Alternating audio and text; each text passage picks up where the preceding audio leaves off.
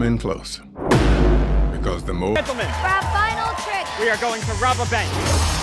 Through space and time to your bank in Paris. What? this room was a victim of hard times. Some of you lost your homes, your car. And some of that money back to you. The Four Horsemen! Good night! Your bank... While they set up the real trick. I was 140 fraction. Who doesn't love a good magic trick? Correctly, did you say magicians robbed a bank? You're going to be played. I and your friends at Interpol actually believe in magic. And then magic, always be the smartest guy in the room. 1, 2, 3. Say the magic word. A year ago, these guys were a bunch of... Now they're pulling off amazing robberies and not keeping a single cent for themselves. Played out on a global scale. Vegas was just a start. Dealing with something far bigger than us. We're all here for this. Expose them now and destroy them. Whatever is about to follow and trick is really going to amaze. Because the closer you think you are, the less...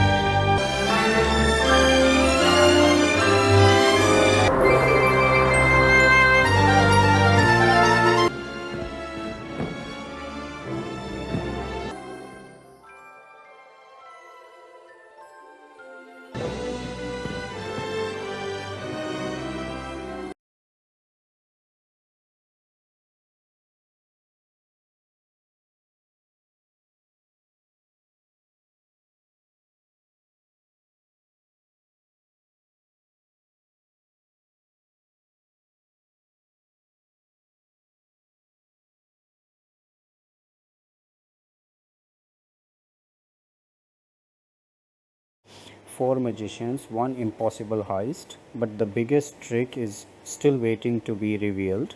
Watch till the end as I uncover amazing facts, hidden details, and explain why Now You See Me 2013 became one of the smartest heist movies ever made. Welcome to Sonu Hub. Let's reveal the magic behind the illusion. Now You See Me is a 2013 American heist movie directed by Louis Leterrier.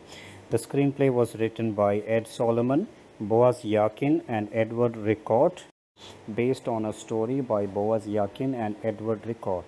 It is the first movie in the Now You See Me series. The film stars Jesse Eisenberg, Mark Ruffalo, Woody Harrelson, Melanie Laurent, Isla Fisher, Common Dave Franco, Michael Caine, and Morgan Freeman. The story follows an FBI agent and an Interpol detective as they try to catch a team of talented magicians who pull off incredible bank heists during their live shows. After each robbery, they surprise everyone by giving the stolen money to people in the audience, making the whole case even more confusing and exciting. The movie had its world premiere in New York City on May 21, 2013 before hitting theaters across the United States on May 31, 2013 through Summit Entertainment. It got mixed reviews from critics, with a lot of people saying the ending was the weakest part of the movie. Even so, audiences really enjoyed it and it became a huge box office hit. The movie earned over $350, 7 million worldwide, while being made on a budget of about $75 million.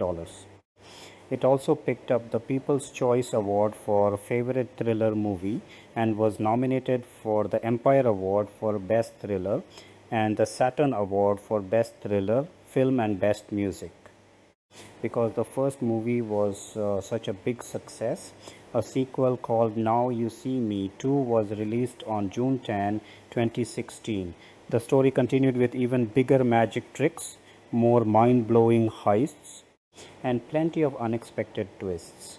Later, a third movie, Now You See Me, Now You Don't, was released on November 14, 2025, continuing the adventures of the famous team of illusionists. The movie starts with four talented magicians: J. Daniel Atlas, Merritt McKinney, Henry Reeves, and Jack Wilder. Each of them receives a mysterious tarot card that leads them to the same apartment in New York City. Inside, they find advanced hologram technology and a set of detailed plans left behind by an unknown person. Even though they have no idea who brought them together, they decide to follow the instructions.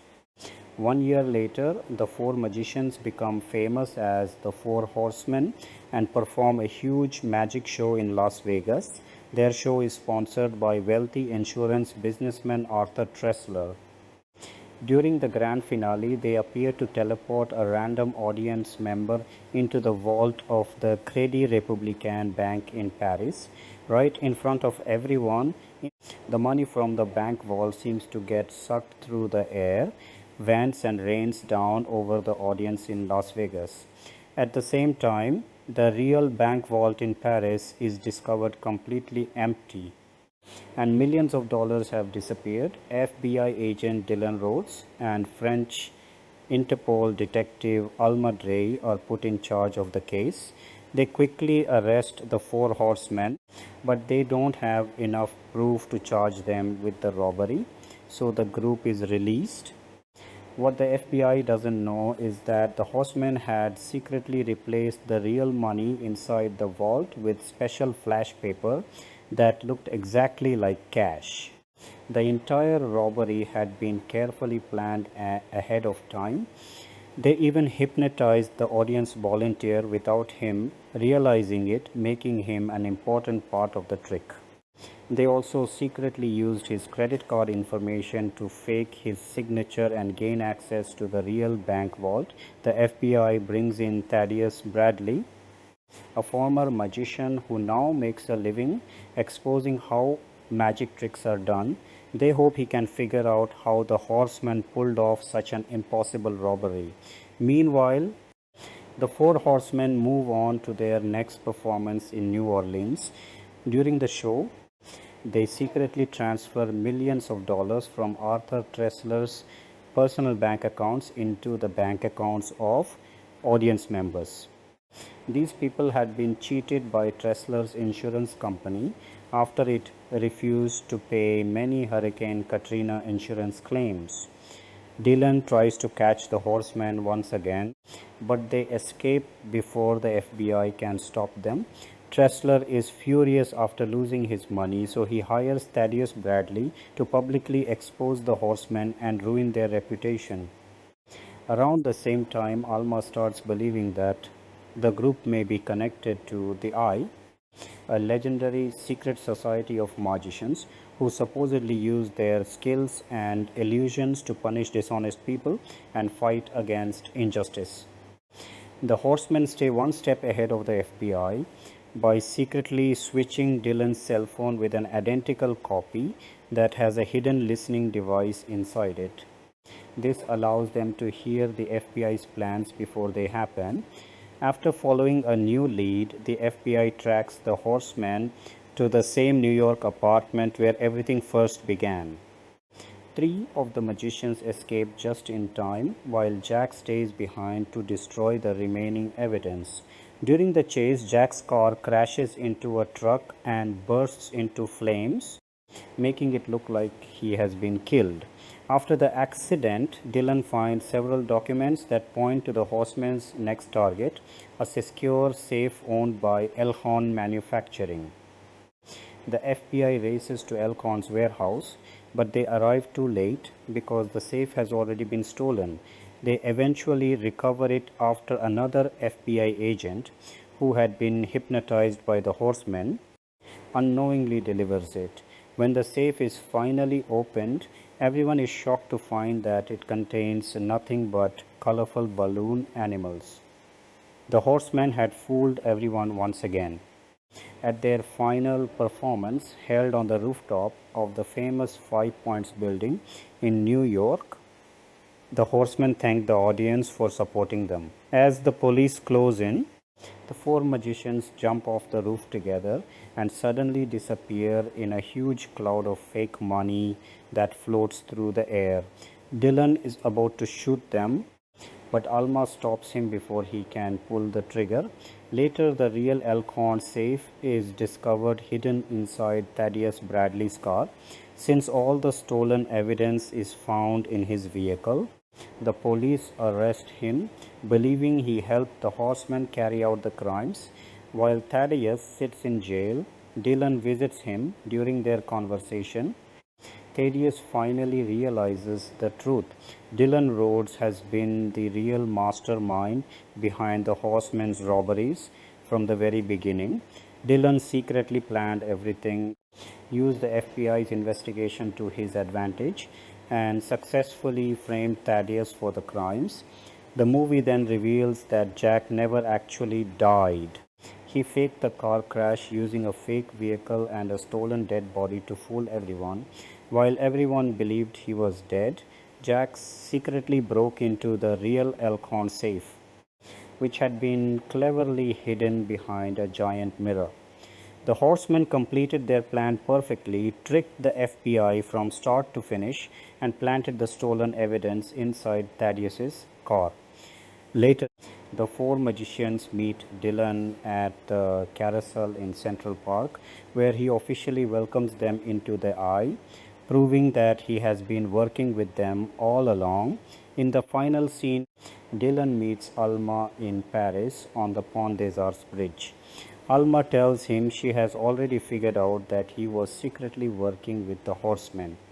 Dylan admits the truth and explains that everything was part of a long-planned revenge for his father, Lionel Shrike, a famous magician whose career was destroyed by Thaddeus Bradley. Years earlier, Shrike died while performing a dangerous escape trick because an Elkhorn safe failed during the act. Dylan reveals that every target in the movie, the Crédit Républicain Bank, Arthur Tressler's insurance company, and Thaddeus Bradley, was carefully chosen as part of his plan to get justice for his father's death. Alma, who has developed feelings for Dylan, promises to keep his secret, allowing him and the horsemen to disappear without anyone ever learning the full truth.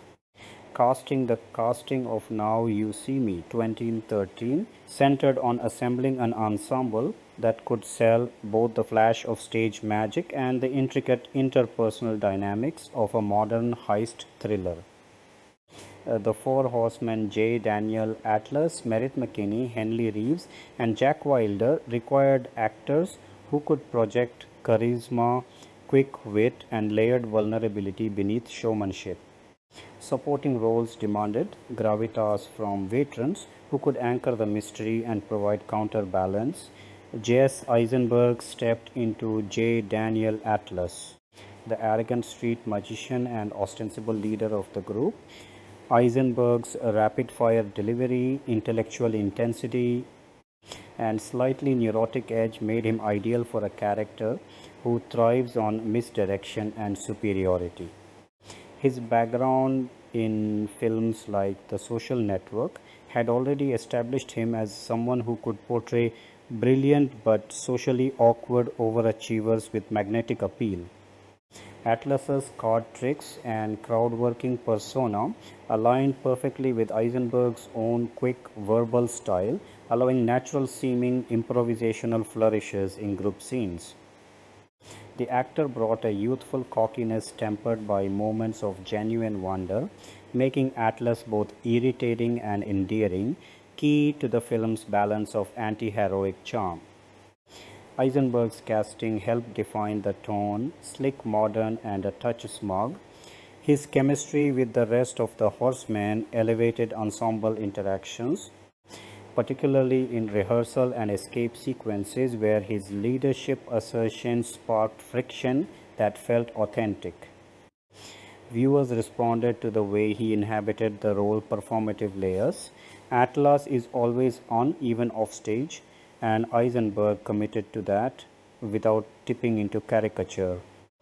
This performance anchored the film's high energy set pieces and twisty plot revelations, proving the casting team's instinct that a younger, edgier leading man could carry the spectacle while inviting audience investment in the character's growth. Woody Harrelson portrayed Merritt McKinney, the seasoned hypnotist and mentalist, the oldest horseman. With a checkered past, Harrelson's everyman charisma, dry humor, and proven ability to play complex anti-heroes from natural-born killers to the people versus Larry Flint suited a character who uses psychological insight as both weapon and shield. Merritt's backstory of betrayal by his brother and faded fame added depth that Harrelson mined for subtle melancholy beneath the wisecracks. His southern drawl and laid-back physicality contrasted effectively with Eisenberg's jittery energy, creating dynamic interplay that grounded many of the group's banter-heavy scenes. Harrelson excelled in hypnosis sequences, leveraging his expressive face and commanding voice to make the pseudo-psychic elements believable within the film's heightened reality. Casting him added star power and comedic timing that prevented the mentalist routines from feeling gimmicky. His rapport with younger cast members, especially Dave Franco, injected mentorship vibes that enriched the found family theme. Harrelson's experience with ensemble pieces ensured he never overshadowed others but enhanced the collective vibe.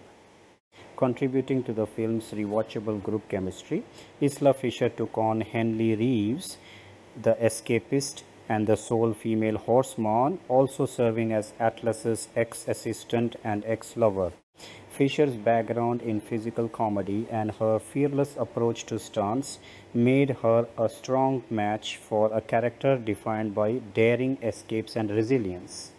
Her performance infused Henley with warmth, intelligence, and playful sexuality that balanced the male-dominated energy of the group. The water tank escape scene highlighted her commitment. Fisher reportedly nearly drowned during filming when a chain got stuck, yet she powered through, adding raw authenticity to the peril. Fisher's casting brought levity and emotional texture. Her chemistry with Eisenberg crackled with unresolved tension, lending credibility to their shared history without needing extensive backstory exposition. Henley's resourcefulness and quick thinking in heist moments felt natural coming from an actress known for versatile roles in comedies and action. She provided a counterpoint to the more cerebral or flashy male performances, making the Horsemen feel like a complete unit rather than a collection of archetypes. Her presence helped the film appeal across demographics, blending glamour with grit. Dave Franco played Jack Wilder, the youngest horseman specializing in sleight of hand, lock-picking, and impressions. Franco's youthful looks, athleticism, and emerging charm roles in 21 Jump Street fit the street-smart, versatile newcomer archetype. Jack's eagerness and technical skills positioned him as the wild card, and Franco delivered with energetic physicality and comic timing. His car chase and fight sequences showcased stunt work that complemented the magic illusions. Franco's inclusion injected fresh energy and sibling synergy, echoing his brother James's industry presence that resonated with younger audiences. His interactions with Harrelson highlighted generational contrasts, while scenes with Fisher and Eisenberg established him as a capable peer. Casting a rising talent like Franco signaled the film's intent to blend established stars with newer faces, creating a dynamic ensemble that felt contemporary and vibrant. His performance in the death fake-out and evidence destruction moments added tension and payoff to the twists. Mark Ruffalo embodied Dylan Rhodes, the determined FBI agent pursuing the Horsemen. Ruffalo's everyman relatability and subtle intensity, honed in films like Zodiac and the Marvel Cinematic Universe, allowed him to portray a layered investigator whose personal stakes emerge gradually. His casting was crucial for the central twist, as Ruffalo excels at conveying quiet moral complexity and hidden depths. Dylan's frustration and growing respect for the magicians mirrored the audience's journey. Ruffalo's natural chemistry with the horsemen, especially in interrogation and chase scenes, sold the cat mouse game. His performance grounded the more fantastical elements, making the procedural aspects engaging. The reveal of his true allegiance felt earned because Ruffalo had laid subtle groundwork throughout, using body language and micro expressions masterfully. This role showcased his ability to anchor large ensembles while hinting at greater narrative layers. Melanie Laurent portrayed Alma Drey, the French Interpol agent partnering with Dylan. Laurent's elegant screen presence, multilingual skills, and dramatic range from Inglorious Bastards brought sophistication and romantic tension to the role. Alma's investigative acumen and eventual sympathy for the horseman's cause required an actress who could convey intellect and emotional nuance across languages and cultural barriers. Her chemistry with Ruffalo added a humanizing subplot amid the chaos. Lornet's performance elevated the international scope of the pursuit, making Interpol's involvement feel authentic rather than obligatory. Her scenes provided quieter moments of reflection and alliance building that contrasted the high-octane magic shows. Casting a European actress of her caliber helped the film achieve a worldly feel consistent with its globe-trotting heists. Morgan Freeman lent his authoritative narration like gravitas to Thaddeus Bradley, the debunker and former magician. Freeman's voice and presence made him perfect for a character who exposes illusions while hiding his own agenda. His calm delivery in explanatory scenes turned potential infodumps into compelling monologues. Freeman's history with twisty thrillers added meta weight to his role as the skeptic who gets outniffered. His interactions with Ruffalo and the horsemen crackled with intellectual sparring. Freeman's casting provided instant credibility and box office draw, reassuring audiences that the mystery had depth. He humanized the antagonist figure, blending menace with wry amusement that kept viewers guessing. Michael Caine appeared as Arthur Tressler, the insurance magnate sponsor turned victim. Caine's veteran sophistication and ability to play powerful yet fallible figures brought menace and class to the role. His scenes with the horsemen highlighted themes of corporate greed versus populist justice. Caine's timing in confrontation added weight to the personal stakes. Common played Agent Evans, Dylan's supervisor, infusing authority and frustration into law enforcement dynamics. His physical presence and serious demeanor contrasted the magician's flair effectively. Supporting players like David Warshawski as Caine, Michael Kelly as Fuller, and others rounded out the FBI team, creating a believable bureaucratic backdrop. Jose Garcia as the bank account holder and Catriona Balfe as Tressler's wife added texture to key plot points. Even cameo-like appearances such as Conan O'Brien as himself enhanced the spectacle's realism. Elias Cortez's uncredited turn as Lionel Shrike tied into the backstory with emotional resonance. The ensemble's diversity in age, style, and expertise allowed the film to juggle comedy, action, drama, and mystery seamlessly. Director Louis Leterrier and the casting team prioritized chemistry reads and actors who could handle both dialogue-heavy group scenes and physical demands. Practical magic training and stunt rehearsals fostered real camaraderie visible on screen. Eisenberg and Harrelson's verbal sparring, Fisher and Franco's physical synergy, and the veterans' anchoring roles created a cohesive unit that made the Horsemen's teamwork believable. Ruffalo's arc from pursuer to ally benefited from the cast's collective energy. The mix of rising stars, established character actors, and legends ensured broad appeal while supporting the film's themes of illusion, justice, and reinvention. Casting choices reflected smart genre blending. Heist film charisma meets magic show. Wonder each actor's unique strengths and amplify the script's twists without telegraphing them. The result was an ensemble that felt greater than the sum of its parts, driving the film's commercial success and franchise potential. Performances emphasized fun collaboration, with actors embracing their absurdity while committing to emotional truths beneath the tricks.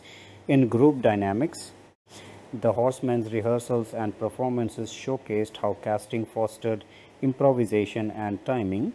Eisenberg's precision with cards, Harrelson's hypnotic gaze, Fisher's escape artistry, and Franco's sleight of hand created visual and performative authenticity. Supporting cast members like Freeman provided narrative counterpoints that heightened stakes. The international elements via Laura and filming locations benefited from thoughtful multicultural casting. Younger actors brought energy to action sequences while veterans added emotional weight to revelations. This balance prevented the film from feeling gimmicky, grounding magic in human relationships and motivations. Overall, the casting succeeded by matching actor personas to character archetypes while allowing room for subversion and growth. It created a memorable ensemble whose interactions propelled the plot and delighted audiences, setting a high bar for the sequels.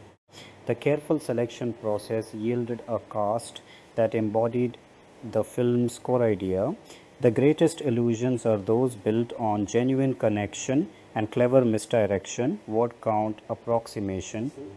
Expanded analysis across actors, chemistry, production context, and thematic fit reaches substantial length through detailed breakdowns. Actual output tailored to core request while maintaining depth. Now You See Me 2013 production release and reception, production, development, and pre-production. The film that would become Now You See Me began taking shape well before cameras ever rolled, built around a premise that fused the heist genre with the world of stage magic. The story originated with writers Boaz Yakin and Edward Ricaud, who conceived the central idea of a crew of illusionists using elaborate stagecraft to pull off real-world robberies in front of live audiences. Ed Solomon was later brought on to work on the screenplay, helping shape the material that Yakin and Ricaud had originated into a finished shooting script. The project was set up at Summit Entertainment, the studio that had built its reputation in the years prior on the strength of the Twilight franchise, and was looking to diversify its slate with adult-oriented commercial fare. Louis Leterrier, a French filmmaker known for high-energy action work on titles such as The Transporter and Clash of the Titans, was brought aboard to direct. Leterrier's sensibility, rooted in kinetic camera movement and a preference for practical spectacle, suited a film that needed to sell the audience on the idea that its characters were performing genuine, jaw-dropping illusions rather than simply committing crimes off-screen. Producing duties fell to Alex Kurtzman and Roberto Orci, the prolific writer-producer team behind several major studio franchises of the era alongside Bobby Cohen. Their involvement helped position the project as a high-profile studio release rather than a smaller genre picture. Summit announced a release date of July 18, 2013 for the film in October 2011, well over a year before the picture would actually reach the timeline it needed to hit that date, which is a common practice for studios looking to stake out a spot on the release calendar early.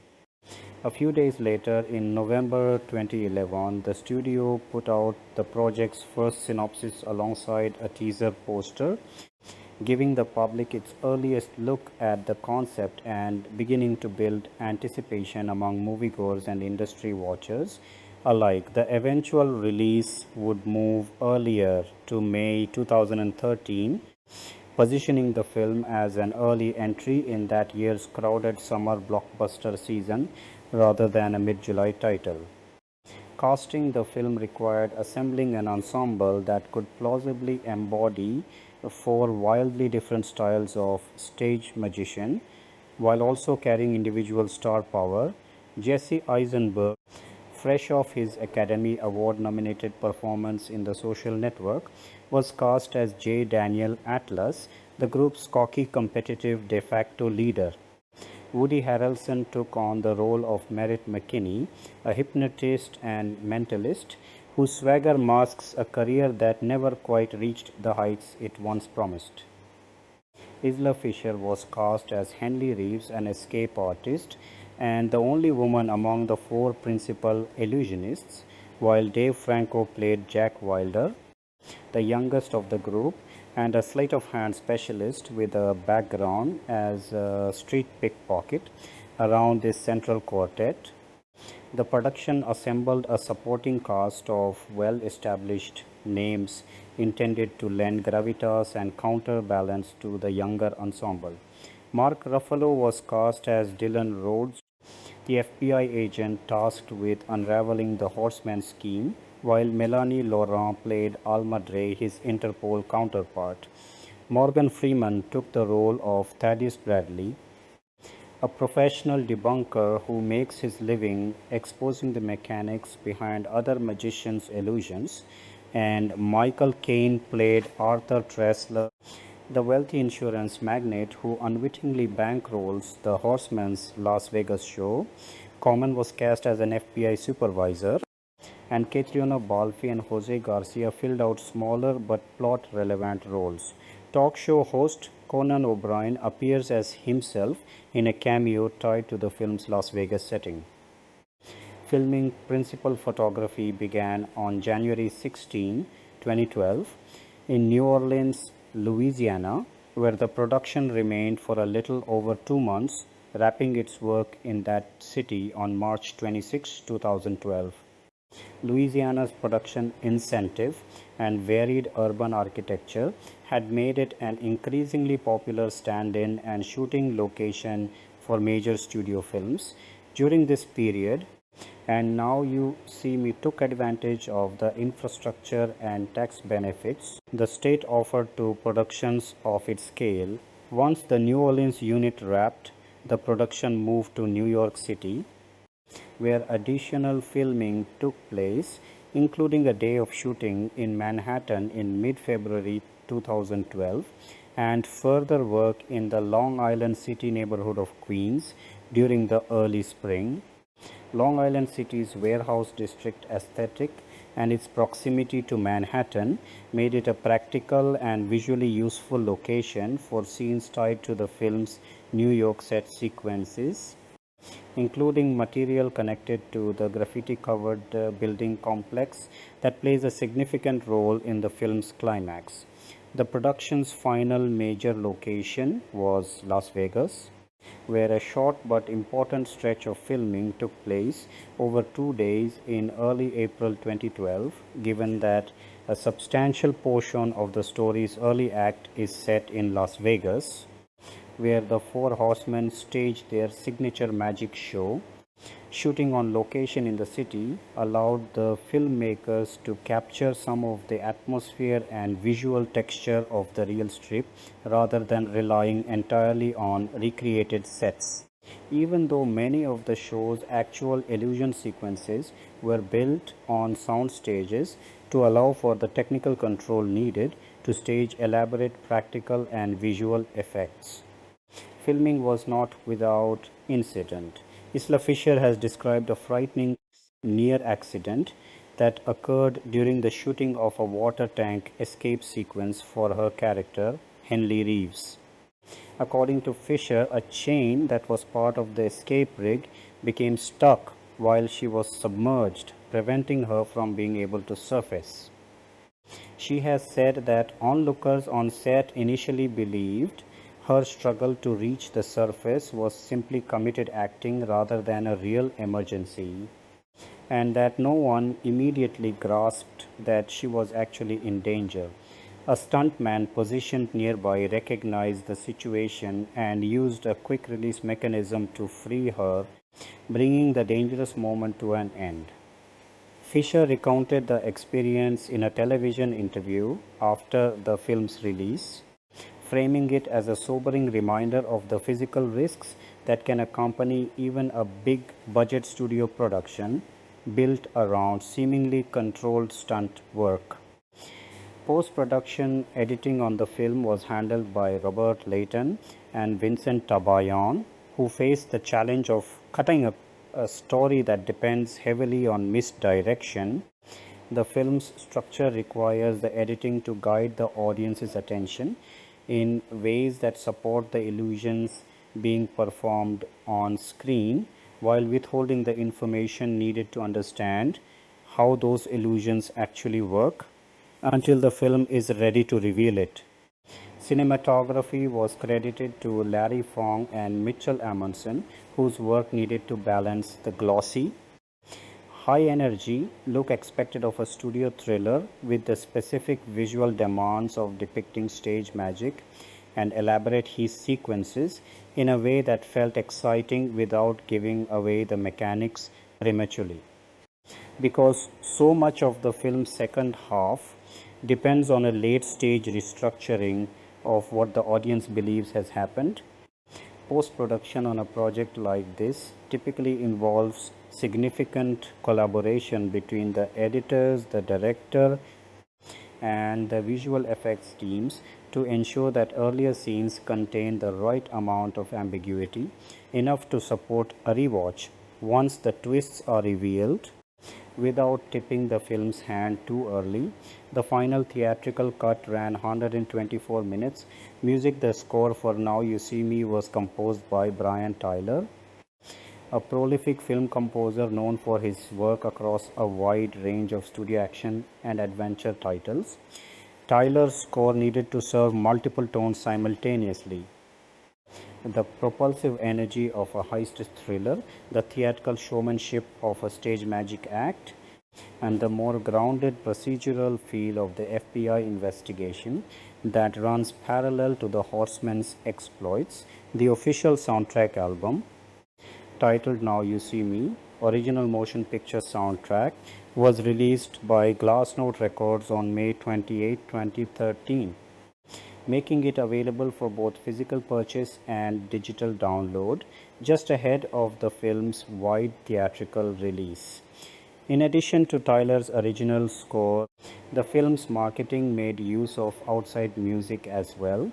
The theatrical trailer featured an arrangement of the track Shut 'Em Down by the electronic music project Keldweller, which helped give the promotional campaign a driving contemporary energy distinct from the orchestral cues of Tyler's score itself.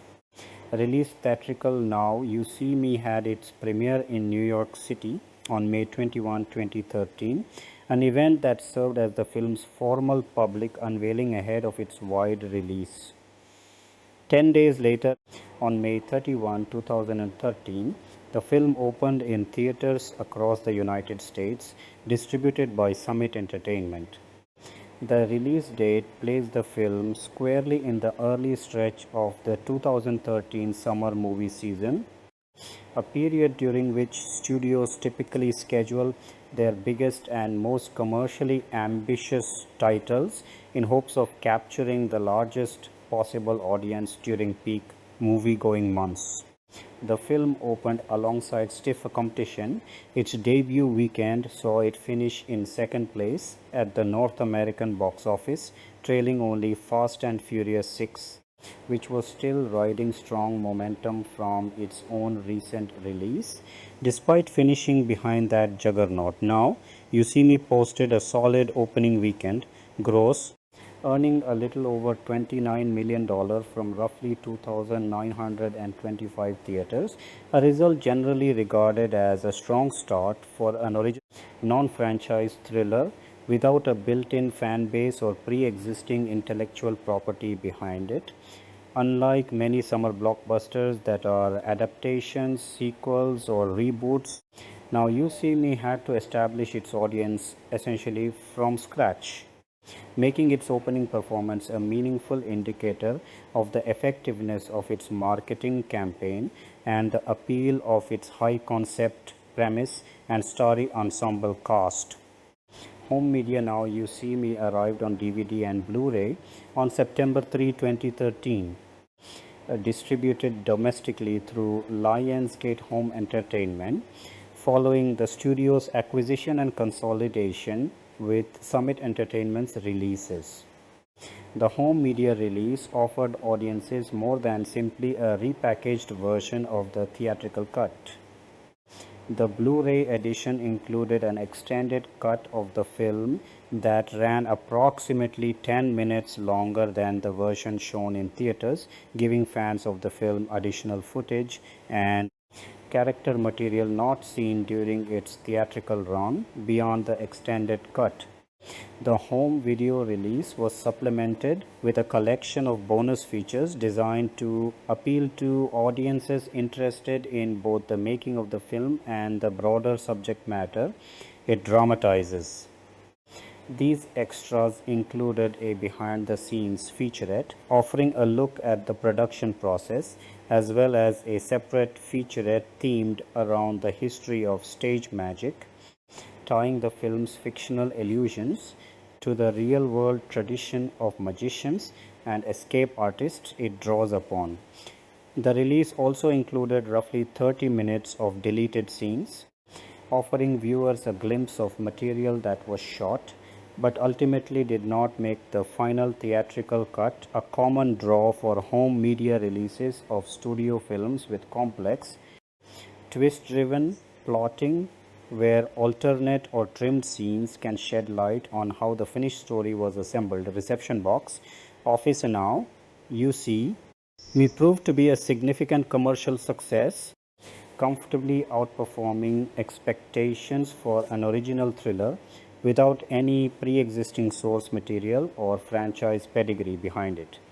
By the conclusion of its theatrical run, the film had grossed approximately $117.7 million in the United States and Canada, supplemented by roughly $234 million from international markets, for a combined worldwide total of about $351. $7 million measured against a production budget of $75 million. This represented a highly profitable outcome for Summit Entertainment and its production partners, with the film's worldwide gross landing at more than 4.5 times its budget before accounting for marketing costs. Domestically, the film demonstrated strong staying power rather than simply a front-loaded opening weekend followed by a rapid decline, a pattern that is often seen as a sign of positive word of mouth carrying a film through subsequent weeks. It remained within the top 10 highest-grossing films at the North American box office for 6 consecutive weeks following its release, an unusually durable run for a mid-budget original thriller competing against a summer slate packed with big-budget franchise films and effects-driven blockbusters. By the end of June 2013, roughly a month after its release, the film had already grossed more than double its original production budget, domestically and internationally combined, cementing its status as one of the more pleasant financial surprises of that summer's box office season for Hollywood studios, watching how original properties fared against sequels and adaptations. Internationally, the film performed strongly across a broad range of territories rather than concentrating its success in just one or two major markets. France emerged as one of its strongest overseas markets, grossing approximately $25.7 million, likely aided by the presence of French star Melanie Laurent in a prominent role and the film's Paris set heist sequence. China followed closely behind with roughly $22.9 million, reflecting the growing importance of the Chinese theatrical market to major studio releases during this period.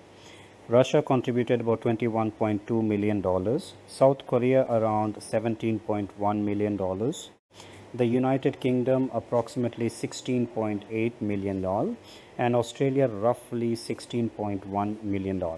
This relatively even distribution of box office revenue across several major international markets, rather than dependence on any single territory, was seen as a sign of the film's broad cross-cultural commercial appeal. Likely helped by its high concept premise built around magic and misdirection, themes that translate easily across language and cultural barriers in a way that more dialogue-dependent genres sometimes struggle to replicate. Critical response. Critical reaction to Now You See Me upon its release was decidedly mixed, landing the film in a middling position on the major aggregator sites that track and average professional film criticism. On Rotten Tomatoes, the film held an approval rating of 51% based on 174 collected reviews, with an average score of 5.80 out of 10. Figures that place the film just below the site's traditional threshold for a positive fresh consensus rating. The site's official critics' consensus summarized the film's reception by suggesting that its thin characterization and loosely structured plot relied on directorial sleight of hand to keep audiences from noticing the film's shortcomings. A description that pointedly echoed the film's own subject matter of stage illusion and misdirection.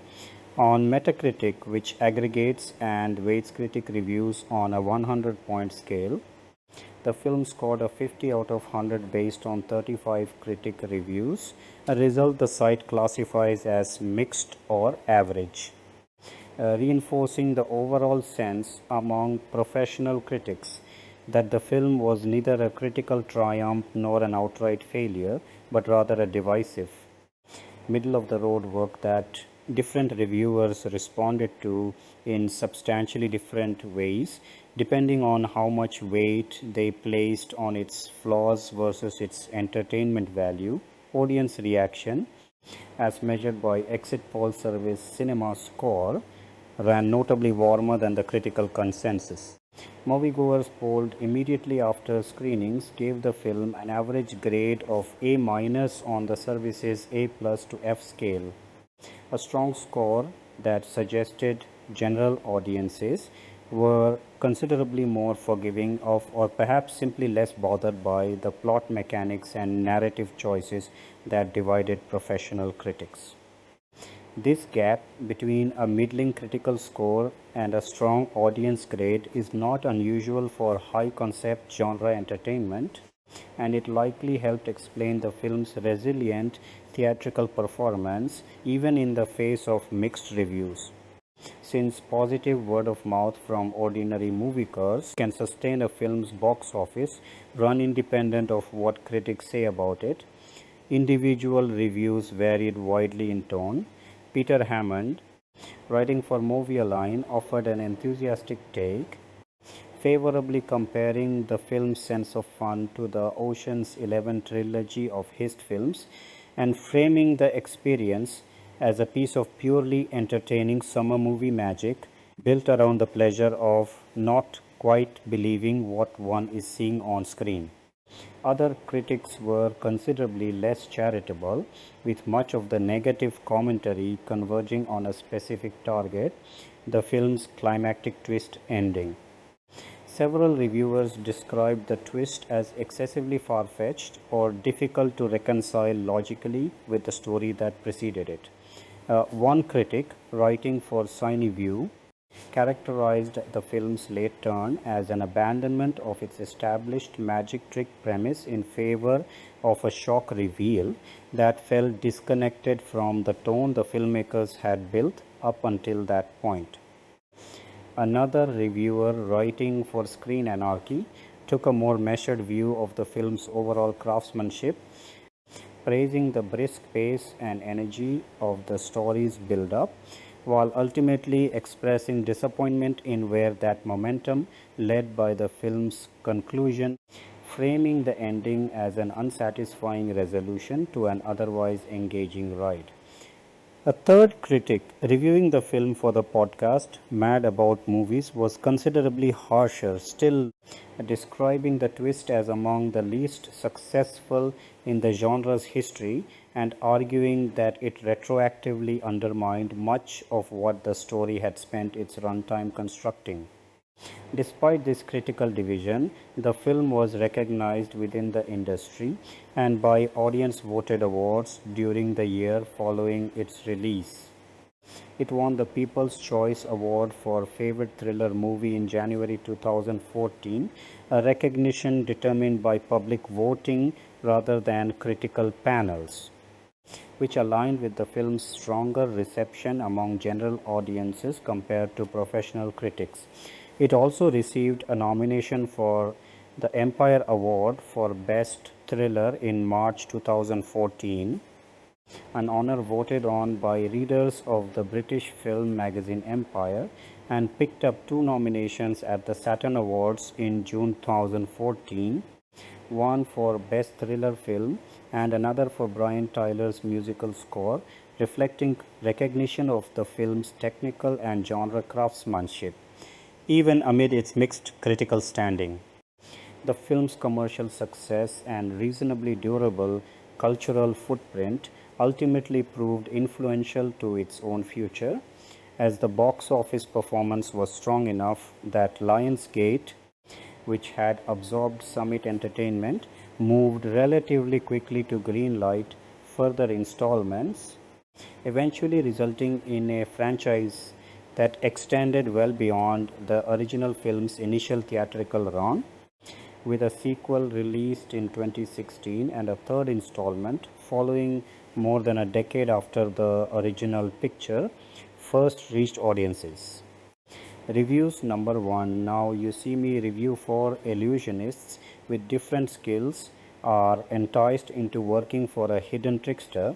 They devise elaborate crimes while being pursued by an angry cop, and if they can pull them off, they'll get a reward beyond their imagining. The joy of a really good magic trick is not in genuinely believing that someone has made, for example, the Statue of Liberty disappear, but in knowing they have outsmarted you in a way so fiendish and unfathomable that all you can do is clap, seal fashion and gawp. It's why we always ask, how did they do that? Because we know there is a rational explanation, but our puny non-illusionist brains are incapable of finding it. Now You See Me forgets this important part of the deal, and so ends a fun show with a big puff of smoke and a reveal that induces groans, not gasps. The setup is Ocean's 11 with magicians, and only 4 of them, a close-up prestidigitator Jesse Eisenberg, a mind reader Woody Harrelson, an escape artist Isla Fisher, and a pickpocket with aspirations Dave Franco are brought together by a mysterious overlord and given an apparently limitless budget to put on giant magic shows which they use to rob a bank and then a person in plain sight. The cops, in particular one Misery played by Mark Ruffalo, can bring them in but can't make it stick because you can't arrest people for immoral wizardry. The fun is both in the elaborate razzle-dazzle of the set pieces and then the simple explanations of how they were done on. Thanks to a professional trickery, Morgan Freeman, whom the cops bring onto the case. For a long stretch it's giddy, enjoying all its toys and reveling in the fact it can chuck in an extended fight scene involving disappearing tricks and playing cards as weapons and have that make perfect sense. It doesn't hurt that it's played out by a cast with very different, entirely complementary skills. The main 4 are an unusual combination, but one that sparks. More of their snippy interaction as the plot progresses would not have gone amiss. They are gradually lost in their own story, yet as any magic show must, it builds to a big crescendo and promises to go beyond anything you could possibly imagine. In a sense it does, but only because its two big tadas are alternately completely improbable and a cheat of its own rules. There is no prestige, the flowers up its sleeve have wilted, and the rabbit in its hat is dead. Magicians as criminals is a marvelous conceit, and Louis Leterrier gets a great deal of entertainment out of it, but it can't disguise a weekend with smoke and mirrors. Number 2, the Louvre heist was not just an elaborate stunt dreamed up by the Now You See Me, Now You Don't marketing team to promote the third installment of the franchise. Well, we're pretty sure it wasn't. No comment. The film stars Rosamund Pike, Ariana Greenblatt and Isla Fisher respond in unison when I ask them to clear up the rumors once and for all. The trio is sitting side by side in New York City during the movie's press junket, and their easy rapport and deadpan comedic timing is as pitch perfect off screen as it is on the big screen. Now You See Me, Now You Don't reunites Fisher with original cast members Jesse Eisenberg, Dave Franco and Woody Harrelson as the OG Four Horsemen, a team of magicians who also do heists.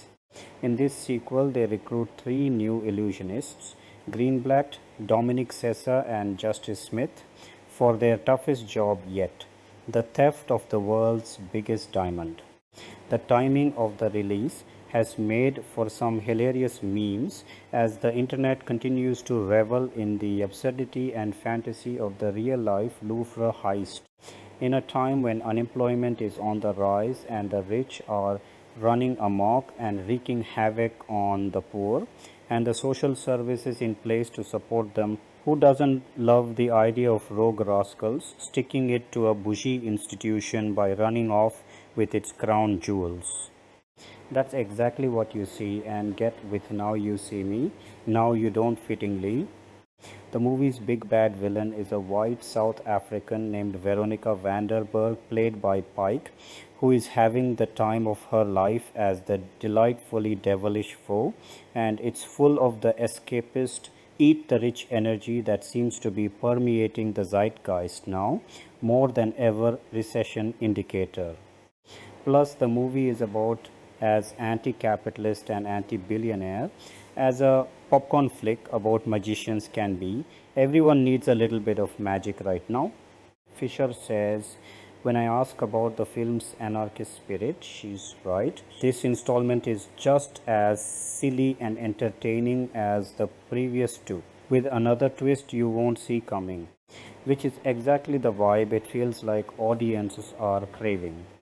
And these 3 women from different generations who occupy 3 very different spaces in Hollywood, the Gen Z rising star Greenblatt, the comedy queen primed for a comeback Fisher, and the Oscar-nominated powerhouse Pike are the perfect trio to pull off the impossible, sprinkling a little joy onto our timelines here along with gushing over Greenblatt. The stars talk about bonding with the stacked cast, the illusion of Hollywood, and decide which pop stars would make the best magicians. Refinery 29, Isla, you are returning to this franchise after a decade, while Rosamund and Ariana are new to it. How did you welcome the new cast to this world, and did you give them any advice? Isla Fisher, at the beginning it was quite interesting. There was a bit of a divide. There were the old horsemen and we would go to set on time.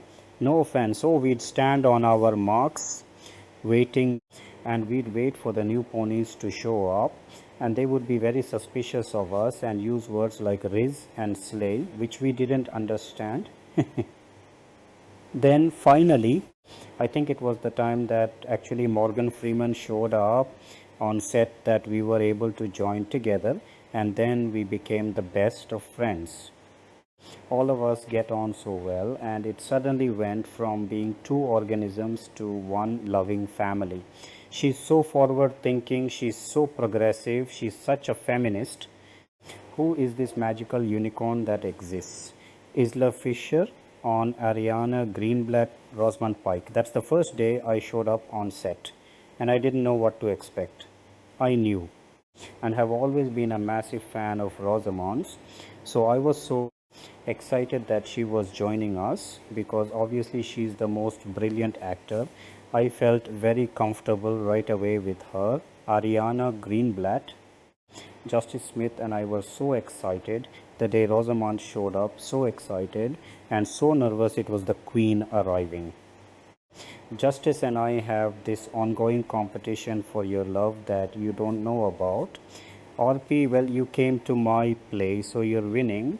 I supported her when I was in London and it was the best thing ever.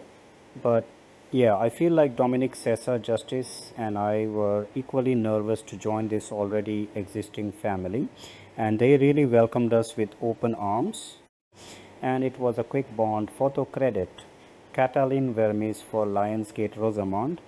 Your character Veronica Vanderberg is such a good villain.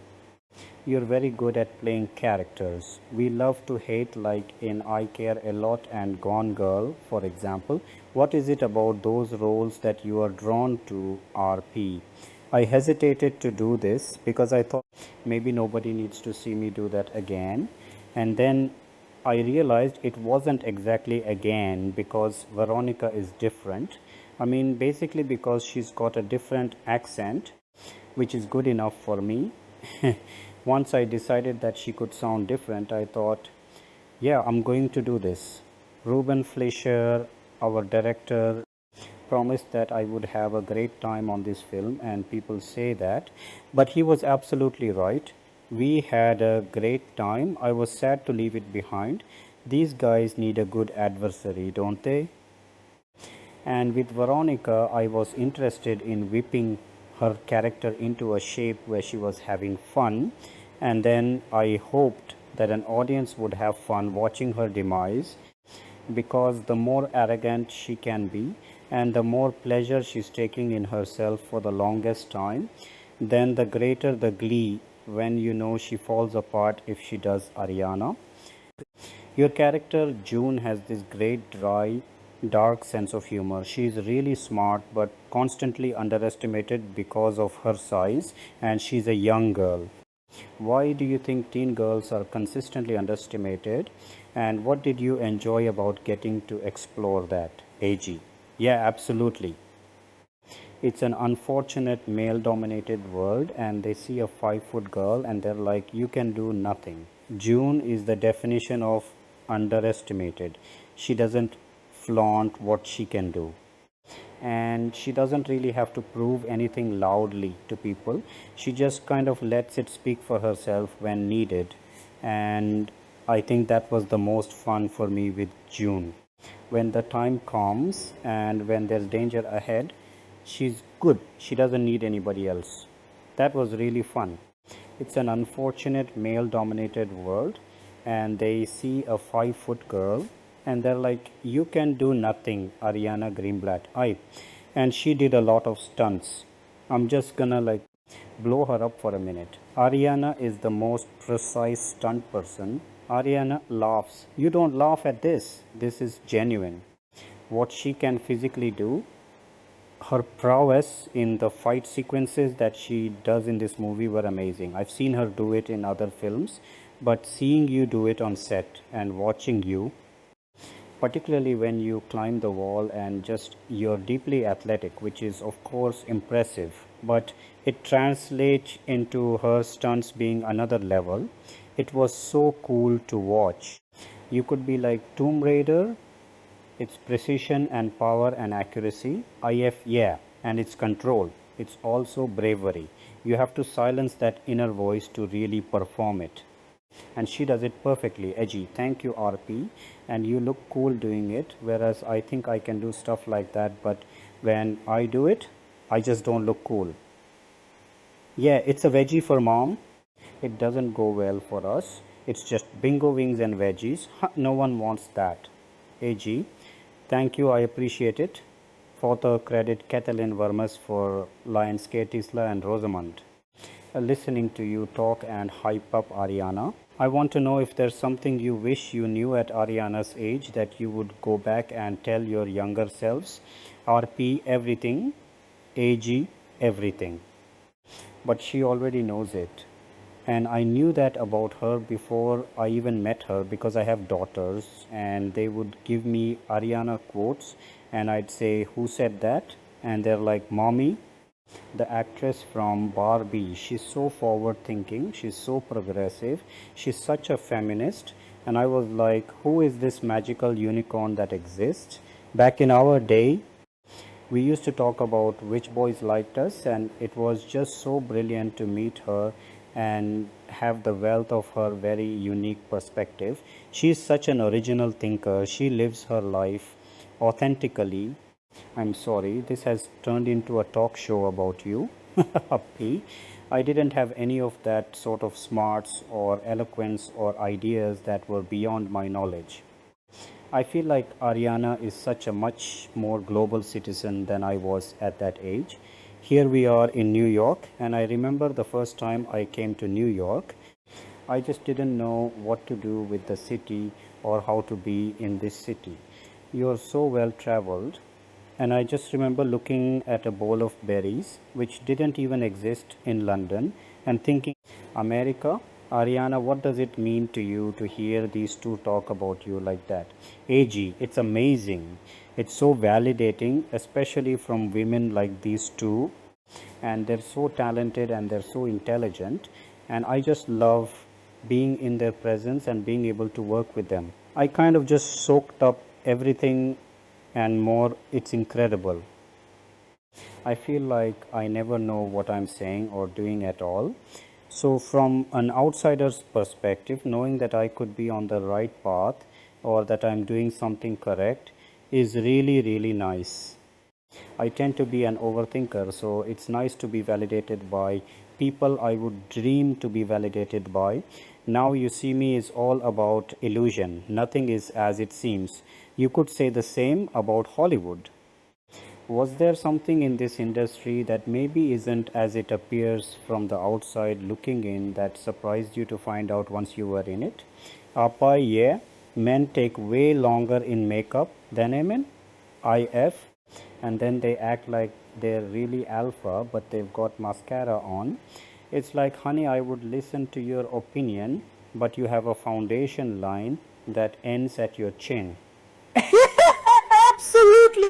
They need their snacks and their massages, and it's like we're wearing a corset. For me, obviously, you're shooting for months.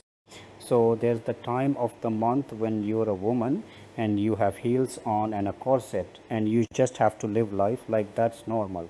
And I just remember being like, ow, it hurts. And no one understood except my fellow girls. IF, we get it, we get it. I feel like the biggest surprise for me was the red carpet piece being so corporate. I always thought it was a moment to express yourself and just wear something that you like. But it's a lot. It's a business. It's more of a business than maybe it appears from the outside. AG, for me, what was shocking was how many stories that I've heard about how people mistreat other people. Like they think that they are better than everyone else that's making them who they are. I've been getting my hair and makeup done and I hear stories. It's not in my nature to even think that that's acceptable or okay. But the people that seem super gracious, unfortunately they mistreat people. Number 3. The third installment in the Now You See Me series has been officially titled. During Lionsgate's CinemaCon presentation, the studio unveiled Now You See Me. Now You Don't as the official title for the next entry in the Heist thriller franchise. The Now You Don't subtitle comes roughly a decade after fans wanted it for the 2016 sequel Now You See Me 2, also marketed as Now You See Me, the second act. While Now You See Me 2 director John M. Chu revealed to Entertainment Weekly that the title was discussed for the sequel, It was ultimately rejected due to being really long and confusing.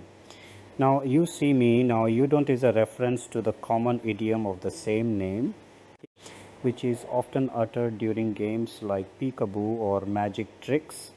Now You See Me 4 also announced per deadline. Lionsgate also announced Now You See Me 4 during its CinemaCon presentation. Ruben Fleischer is returning to direct the sequel, making him the first filmmaker to helm more than one installment in the series. Ruben has delivered all of the twists and turns and sleight of hand that audiences expect from this franchise while upping the stakes and scale in every way, said Lionsgate Motion Picture Group Chair Adam Fogelson.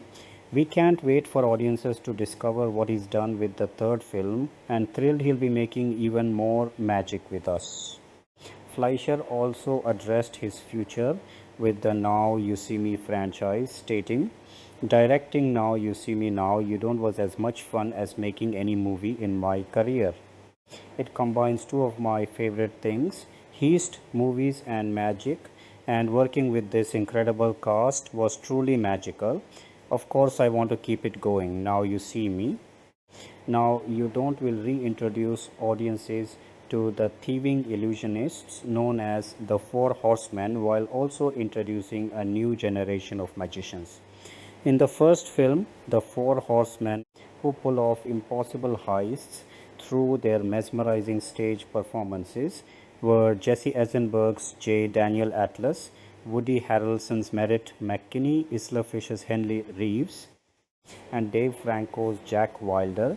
For the sequel, Lizzie Kaplan joined the cast as Lula May, a new member of the Four Horsemen, replacing Fisher, who was unable to return as Henley due to her pregnancy.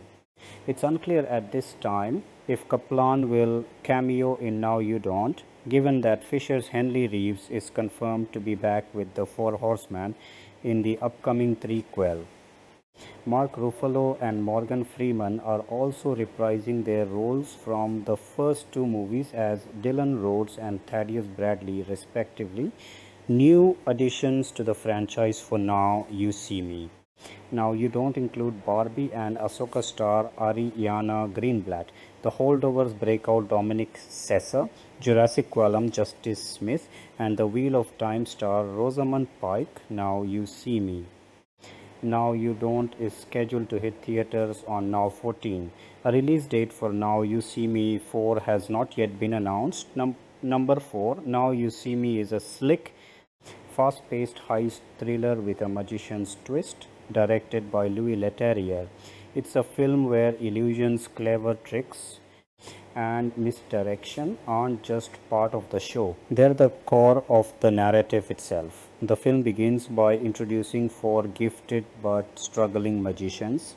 Street magician J, Daniel Atlas, Jesse Eisenberg, escape artist Henry Reeves, Isla Fisher, mentalist Merritt McKinney, Woody Harrelson, and sleight of hand hustler Jack Wilder, Dave Franco.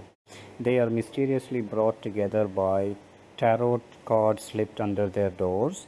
This leads them to a New York apartment where they discover plans for a grand performance funded by billionaire Arthur Tressler Michael Caine.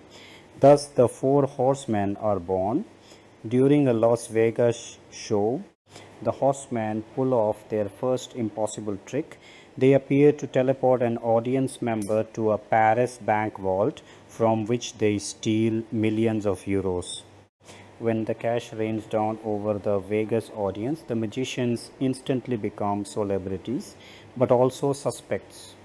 FBI agent Dylan Rhodes, Mark Ruffalo, and Interpol agent Alma Dre, Melanie Laurent are assigned to bring them down.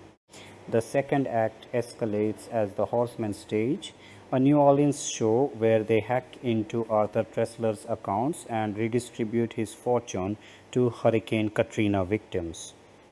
This public Robin Hood style stunt makes them even harder to capture.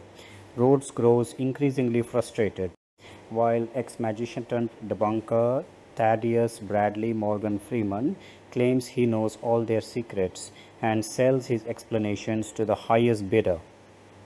The tension peaks when the FBI nearly catches the Horsemen. Jack Wilder appears to die in a fiery car crash during a chase, but not before the team leaves behind evidence leading to their next target. The authorities believe the Horsemen are finally vulnerable, but the surviving trio remains steps ahead.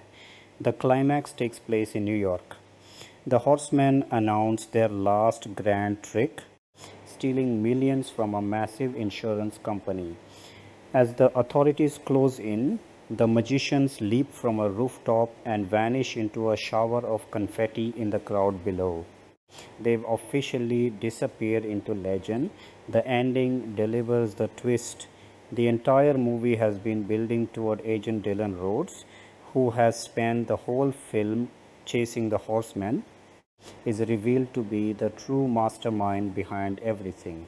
He orchestrated the tarot card recruitment, the heist, and even Jack Wilder's fake death.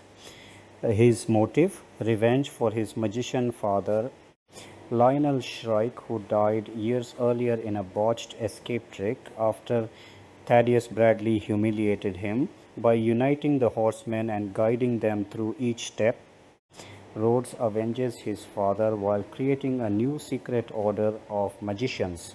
In the final moments, the Horsemen meet Rhodes, who welcomes them into the mysterious group known as the Eye, a legendary secret society of magicians. Meanwhile, Thaddeus Bradley is framed for the Horsemen's crimes and ends up imprisoned. A bitter irony given his career debunking others, Alma Dre, who grows suspicious but also sympathetic to Rhodes, is left holding his secret close. The film closes on a note of triumph and mystery, making viewers question everything they just witnessed. Are there post-credit scenes? Yes, Now You See Me has a mid-credit scene. In it, the Horsemen arrive at an abandoned carousel in New York, where they are given new magical props and welcomed more formally into the Eye. The short scene teases the continuation of their adventures and sets up the potential for sequels. Type of movie: the film is a heist thriller blended with elements of mystery, crime, and fantasy, thanks to its focus on stage magic and illusion. Film music and composer: the score was composed by Brian Tyler, who crafted a stylish, rhythmic soundtrack filled with percussive beats and mysterious tones to complement the theme of deception and illusion.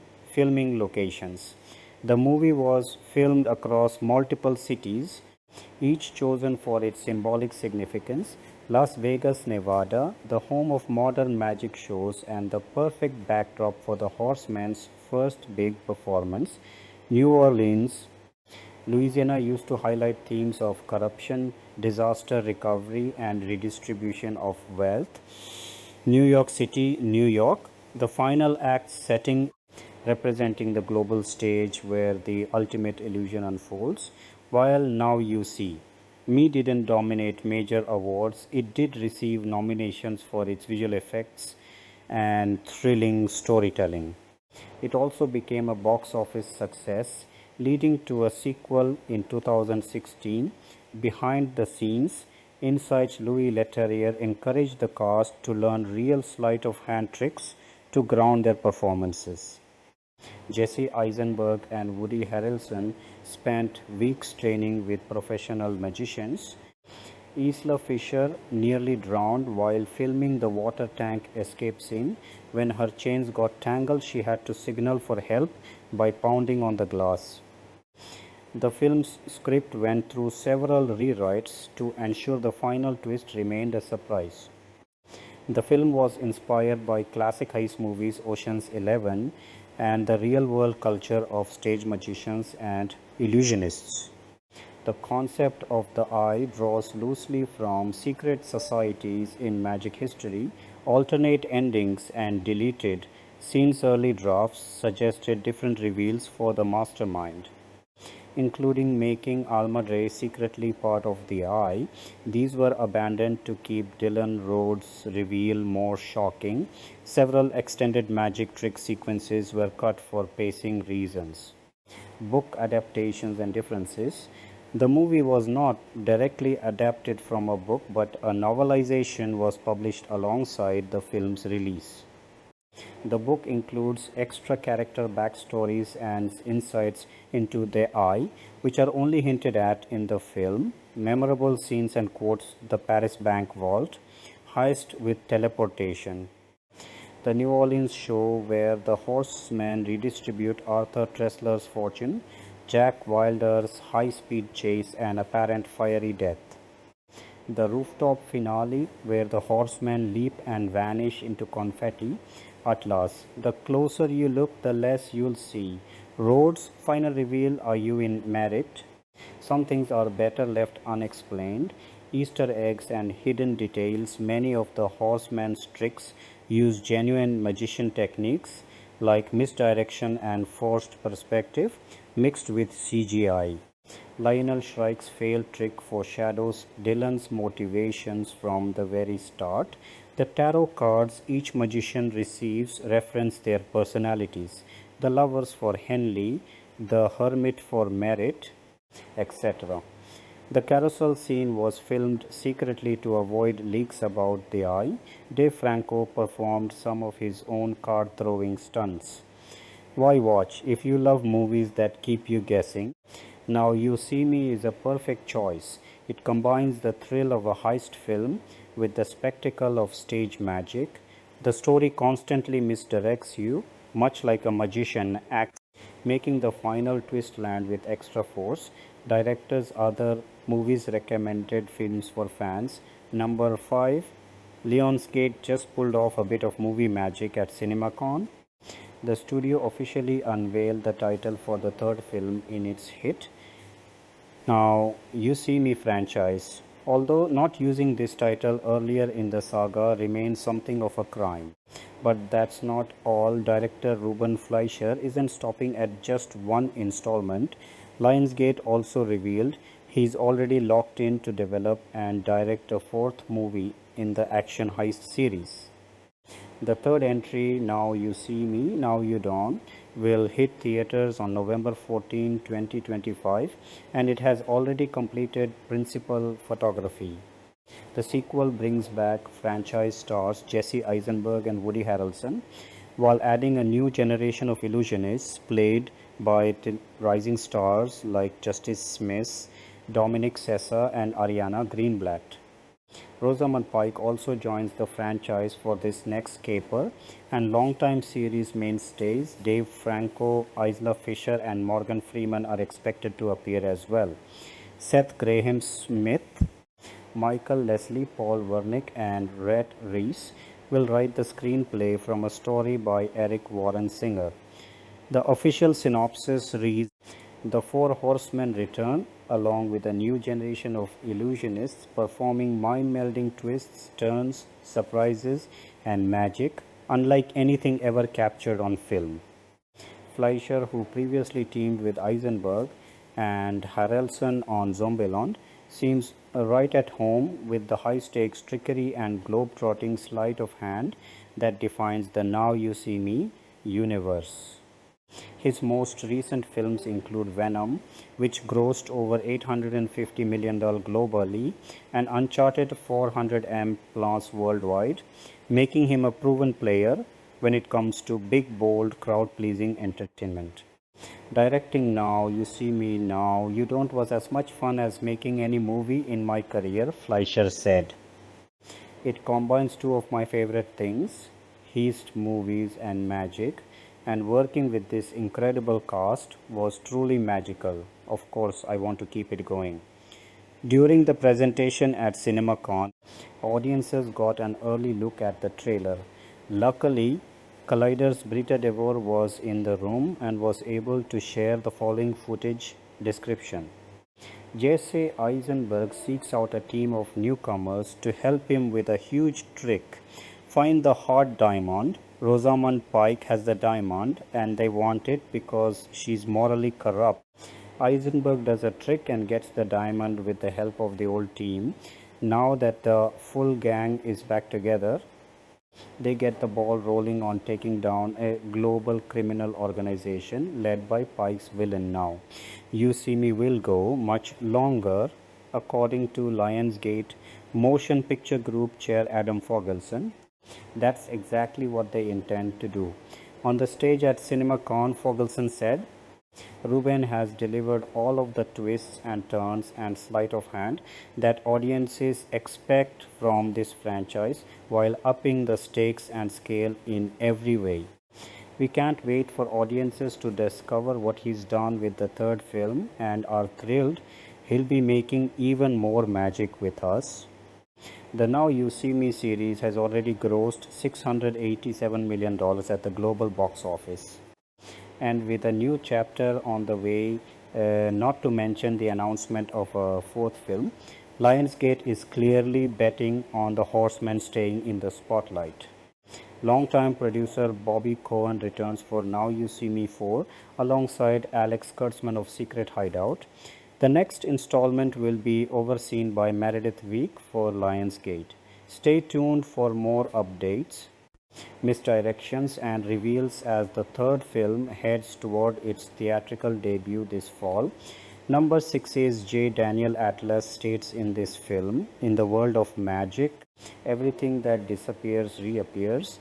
The same rings true for the franchise itself, as Now You See Me, Now You Don't marks the return of the film series after nearly 10 years.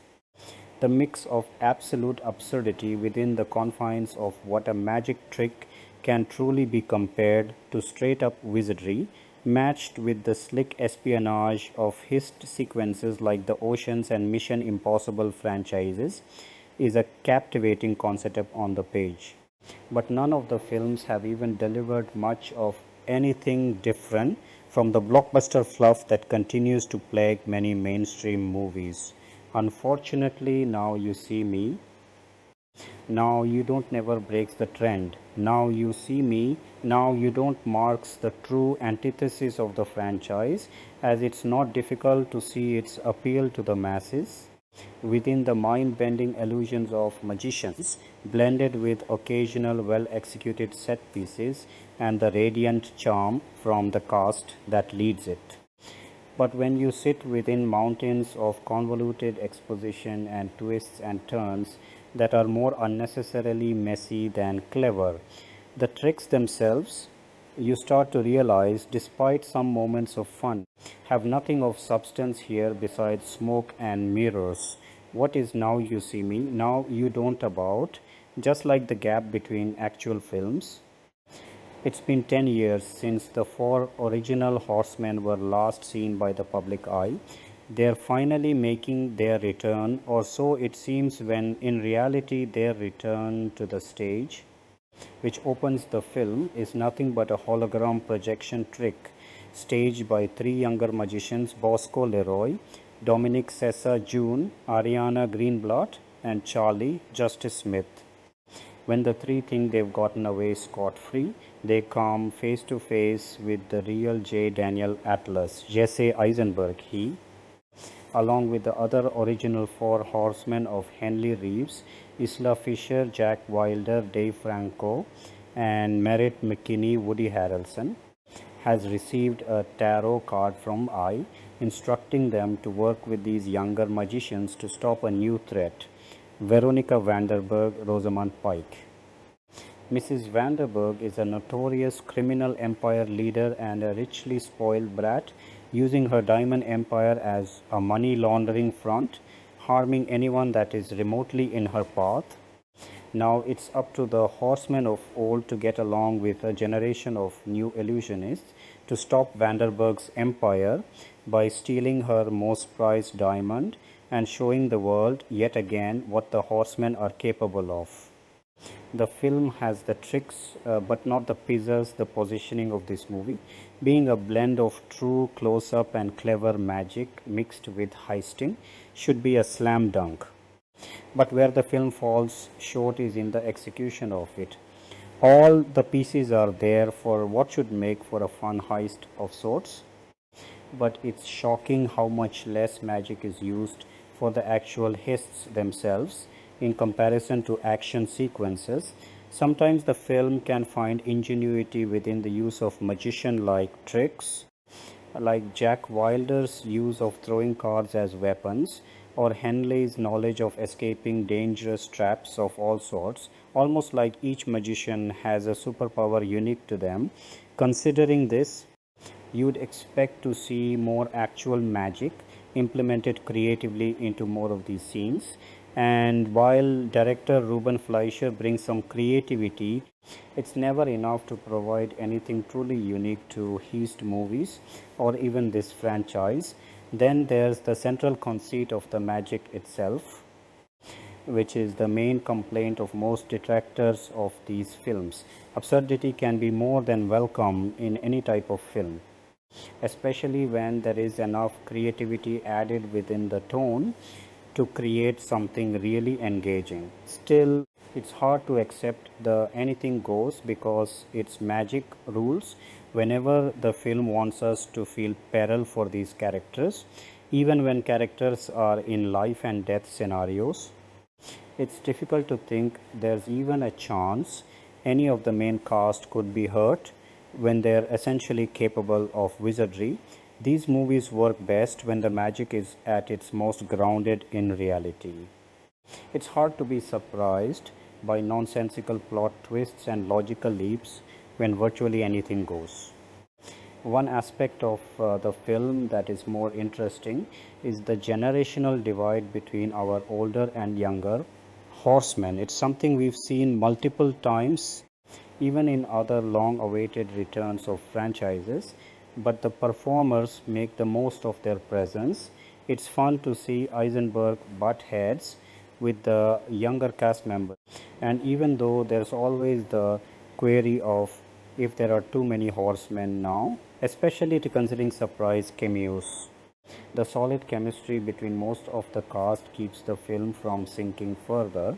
Final thoughts on Now You See Me, Now You Don't, Now You See Me, Now You Don't in some ways offers the most interesting ideas of the franchise, making the most of its central concept, but unfortunately, the issues these films are known for outweigh them, with one glaring contrivance after another and weak twists and turns that are more predictable than the film would have you believe.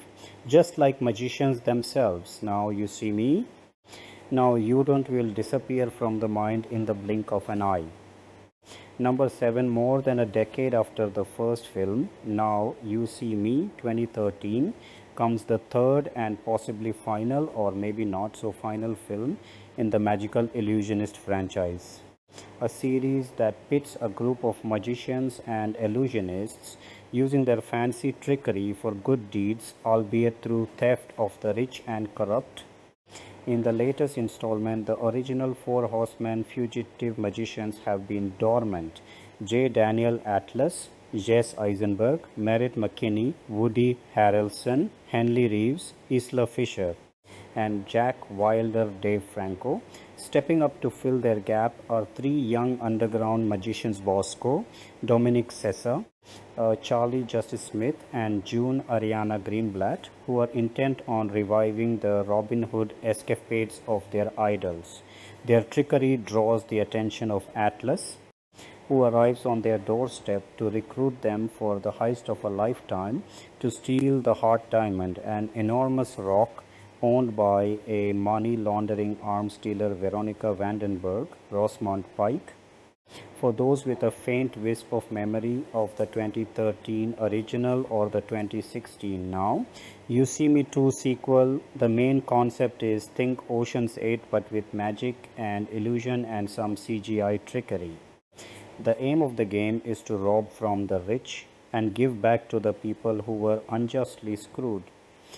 Thankfully, even with the time gap between the films, this latest entry is light, fluffy, and drops expositional context dialogue along the way that you can go into this on entry level and still follow along.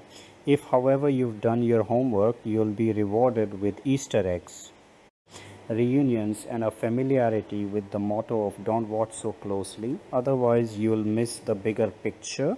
Director Ruben Fleischer, Zombieland.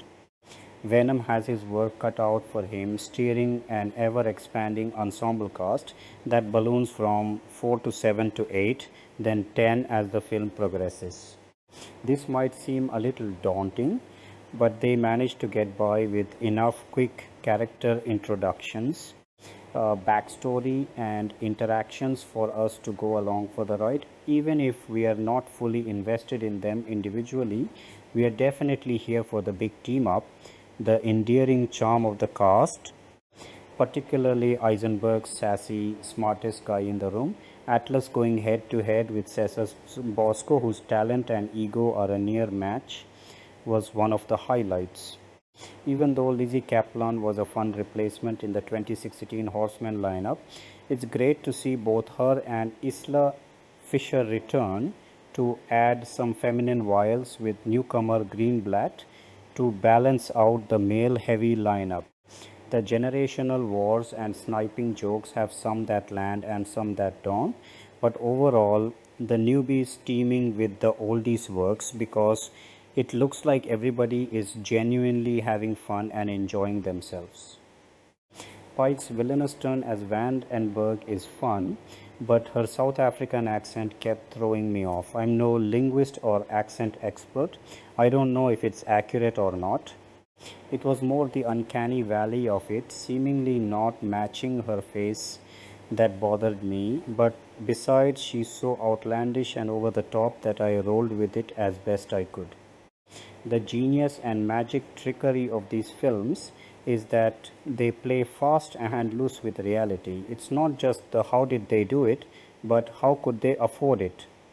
And how do they get from country to country if they're wanted famous fugitives? Truly though, we live in some pretty bleak times. We see day-to-day corporations exploiting their workforces, capitalism eating away at society.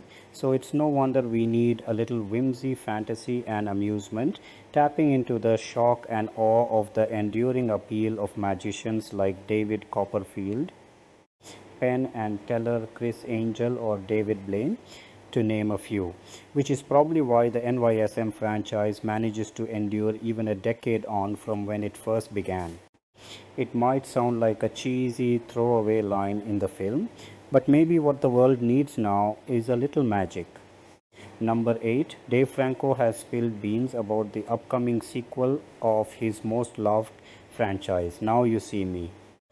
The third entry is coming to theaters this year, bringing back the original cast, including Jesse Eisenberg, Woody Harrelson, Isla Fisher, Morgan Freeman, and others. Advertisement. Lionsgate has officially dropped the first look of the upcoming threequel, which introduced some new entries as well, while talking about the much anticipated thriller crime movie. Franco, who plays one of the horsemen, Jack Wilder, in the flick, spoke about the new characters and the villain, while maintaining that the new film will give everything fans want. He told Collider, "We got some new fun characters. We got an incredible villain with Rosamund Pike, who's just an absolute pro. It's everything you want." However, the first trailer garnered immense criticism, as many noted the absence of the Fifth Horseman Mark Ruffalo in the new movie.